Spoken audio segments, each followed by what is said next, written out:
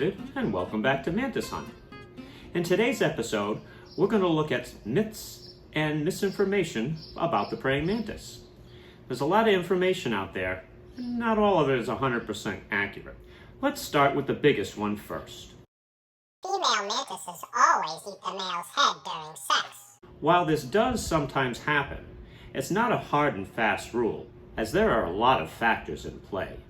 Most of the attack videos out there feature the largest and most aggressive mantis species. And if the female is hungry or startled, she'll attack anything within reach. If you're pairing mantises in captivity, one way to avoid this tragedy is to distract the female with food.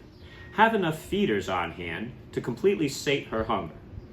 She's less likely to attack her partner if she's busy eating something else. A very interesting side note, a decapitated male may sometimes still mount and mate with the female.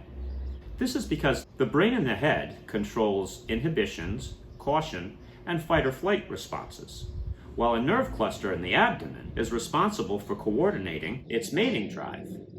With the head removed, the baser desires are given free rein, and mating sometimes still happens. Given that the female will often eat the rest of him after the deed is done, the male guarantees that she has enough energy to produce a healthy egg sac, ensuring the next generation.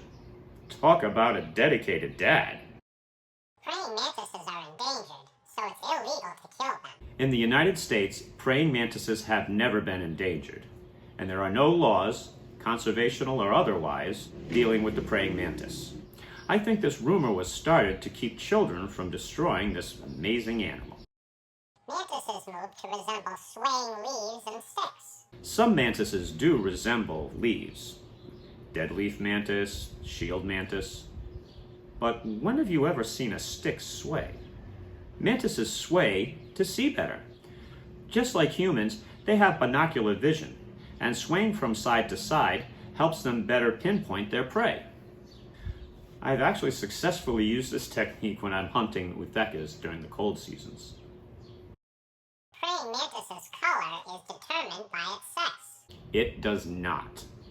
In my personal experience with my backyard visitors, Tenodira sinensis, or Chinese mantises, I have seen both brown and green females.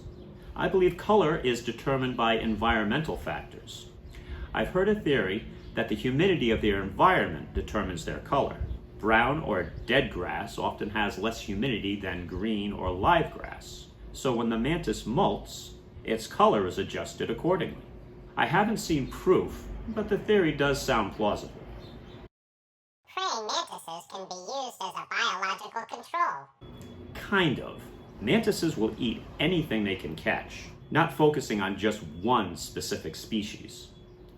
It's kind of like having a pew-pew that you can't aim. Someone's going to get hit, you just can't tell who.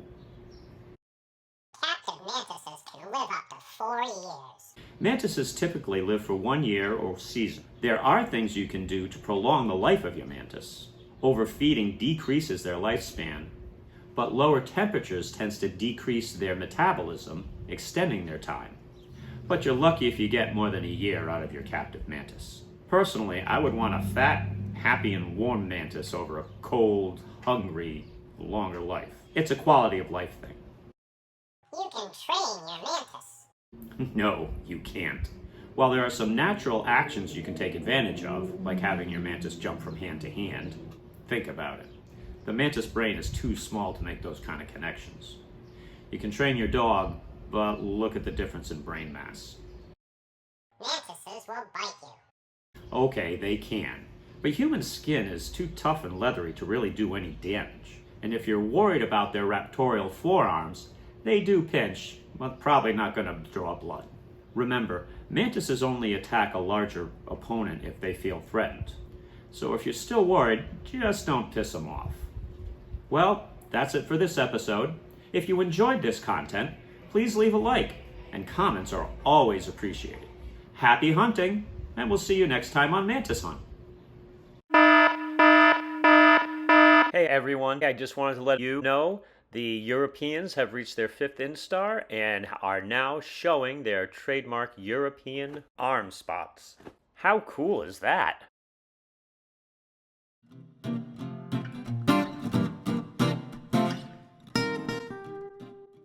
And this is why you don't fuck with the praying mantis.